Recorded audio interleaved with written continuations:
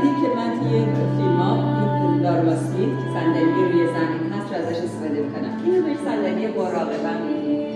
این دقیقا برای کسانی که روی صندلی میشینن و پاهاشون آویزون میکنن ورم میکنه خیلی خوبه. ضمن که کسانی که کمر درد هم هستن میتونن روی این بشینن.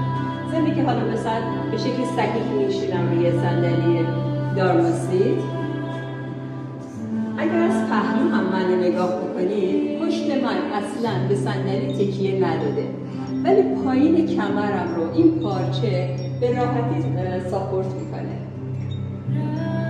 من میتونم 1 ساعت تمام توی این وضعیت بشینم و اگر بین این 1 ساعت کمرم درد گرفت آروم خودم رو تکیه بدم به این بدونی که از پوزیشن مراقبه این خارج بشم. میتونید توی حرکت پاها رو هم دراز بکنید و باز هم تو وضعیت مراقبه. صندلی خیلی خوبیه واسه تمرینات نشستنی و پرانایاما یوگا و همینطور مراقبه باشه. البته که برای لب ساحلم خیلی خوبه، برای پیکنیک هم خیلی کمک می‌کنه که روی زمین می‌خواد بشین یا جلوی تلویزیون. صندلی خیلی خوبیه. گاهن هم من میام جلوی این صندلی نگاه کنید،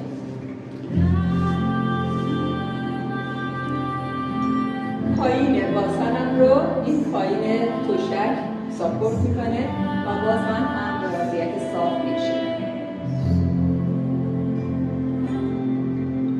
اگر خوشتون اومد میتونید تو دایرکت پیغام بدید. محل فروشش بلندم.